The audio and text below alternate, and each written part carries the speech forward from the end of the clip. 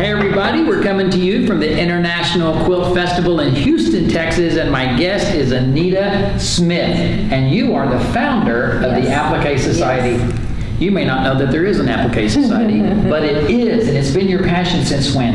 1996. And longer than that, but 1996 I got a vision for the Appliqué Society. In 1997 we formed the group. I sent out letters and we got 80 people responded to that in the Washington State area.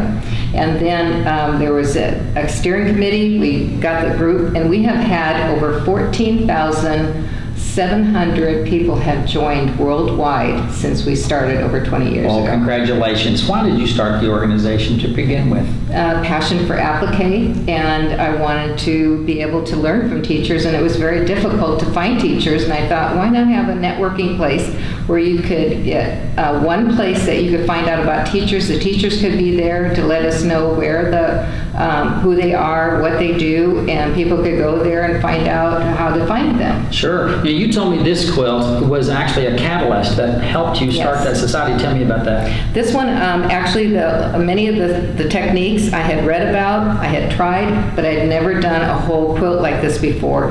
And I told my husband I felt like I was going to the edge and jumping off, and he said, why don't you call it Beyond My Comfort Zone? The lessons I learned about it, just because it's hard does not mean it's bad. And so I could continue with it. And so this helped me to know that, yes, because it's maybe difficult when you start an organization like the Appliqué Society, it also doesn't mean it's bad. We actually kept going and had so many people, and we've had conferences all over the United States. So why did you continue this, and what do you think Appliqué brings to the table, which is why you want people to be a part of the Appliqué Society? You were talking about stories. Tell me what you mean by that. Stories is that I believe, and I have a saying, is the quilt's not just a quilt, it's a window to the soul of its maker. And each one of the quilts, I think, have a story. It has a soul. And I tried to find out for this particular quilt, it is the soul of this woman who designed this, the Esther Lou's marriage coverlet that she redrafted from a book. And this particular one, I told Bunny Layton about the Appliqué Society going around the world, networking all kinds of people to do one thing, which is appliqué, and she came up with this design, and it just gave me goosebumps to be able to see this particular design. And because of that, we have all these people had contributed blocks around the world. And someday I hope it to be in the museum. And a very unifying work from a sisterhood of quilters. All right, so my experience is there are quilters that love patchwork, and they don't want to do appliqué. Yes. And there's actually people that love to do appliqué that don't want to fiddle with that precision of patchwork. Yes. What would you say to the person that may be on the fringe of appliqué to pull them in? What would you say to them? Many times people that do patchwork actually do appliqué, and they don't realize it, like a Dresden plate or grandmother's flower garden, they put it on a block. I usually, when I teach, I go and tease the people into appliqué, because they don't even realize that they've done it already. And then they have confidence, and then they can end up doing an appliqué block a lot easier. Right.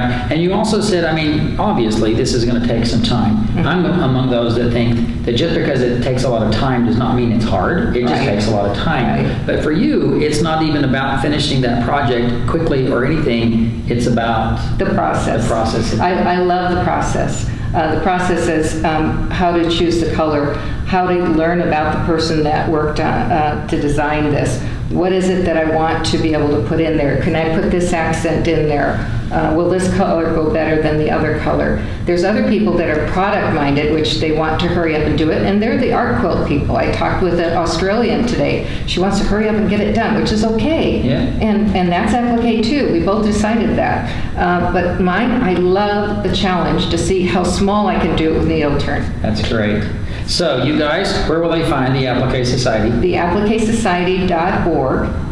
And that's just on the web, appliquésociety.org. Mm-hmm. They can find everything they need to know about your organization, joining it, becoming part of the sisterhood, all of that, and you're still spearheading a wonderful organization. And also on Facebook. And Facebook. What's the Facebook name? The AppliquéSociety.org. Okay, all right. So you guys, I really do believe that what Anita is sharing with you today is connecting and resonating in a way that you would love to be a part of a greater sisterhood of those that love to do the applique. I would encourage you to join the Appliqué Society. Thank you for making that available to those of us who are quilters, so that we can be a part of a greater family. And a storytelling family. it's great. Thank you so much. Thank you, everyone.